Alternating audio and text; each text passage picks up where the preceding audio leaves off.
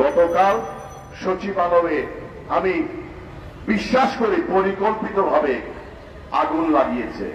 আপনারা দেখেছেন 6 তলা একটি ভবনের একেবারে ডান পাশ এবং বাম পাশের 2টি জায়গায় আগুন লেগেছে। সাধারণত এক জায়গায় আগুন লাগলে আরেক জায়গায় ছড়িয়ে পড়ে। যারা লাগিয়েছে তারা খুব পরিকল্পিতভাবে লাগিয়েছে যেন যেই সমস্ত নথিগুলো তারা ধ্বংস করতে চেয়েছে সেইটা যেন ঠিক মতো হয়। পুরো আগুনটা ছড়িয়ে গেছে। এই ষড়যন্ত্র এর পেছনে কারা ছিল তাদেরকে চিহ্নিত করতে হবে, সুষ্ঠু একটি তদন্ত কমিটি করতে হবে, আইওয়াশ করলে হবে না। আপনারা দেখেছেন গতকালেরই আরেকটা রিপোর্ট, এই খুনি আনিসুল হক, সালমানের প্রমাণ, মেজর জেনারেল জিয়াউল হাসানকে অব্যাহতি দেওয়ার চেষ্টা করা হয়েছিল খুনের মামলা থেকে। কার নির্দেশে?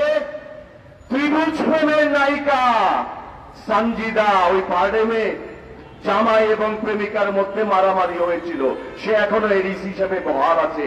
তার নির্দেশে বরখাস্ত করা হয়েছে সেই তদন্ত কর্মকর্তাকে। সঞ্জিদার তো আমি দেখলাম না বরখাস্ত করা হয়েছে, সাময়িক বরখাস্ত করা হয়েছে। আজকে প্রশাসনের রন্ধে রন্ধে ফ্যাসিস্টের দোসর DC, ADC, UNO, IG, OC যারা আছে তাদেরকে দিয়ে বাংলাদেশে আপনি কোনো সংস্কার করতে পারবেন না। কিছু রাজনীতিবিদ গ্রেফতার করেছেন, একজন ডিসি, ওসি বা ইউনো কি গ্রেফতার হয়েছে? তারা এই সরকারের বিগত পতিত সরকারের দোসর হিসেবে তাদের সকল অপকর্ম করতে সহযোগিতা করেছে। আমরা উদার্ত কণ্ঠে আহ্বান করব, প্রফেসর ডক্টর মোহাম্মদ ইউনূস, আপনাকে আরো কঠোর হতে হবে। আমরা আপনাকে সমর্থন করতে চাই, কিন্তু আমাদেরকে বাধ্য করবেন না রাজপথে নামতে। ক্ষুধার্ত পেটে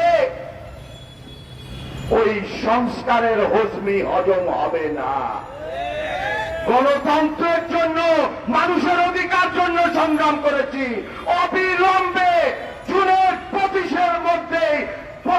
জুনের মধ্যেই বাংলাদেশে নির্বাচন দিতে হবে। জনগণ যদি আমাদের না চায় আমাদের কোনো অসুবিধা নাই। জনগণের ম্যান্ডেট নিয়ে জনগণের আশা আকাঙ্ক্ষা পরিপূর্ণ করার জন্যই আমরা একটি নির্বাচন চাই। সেই নির্বাচনে যারাই জয়ী হয় না কেন আমরা তাদেরকে সাধুবাদ জানাবো।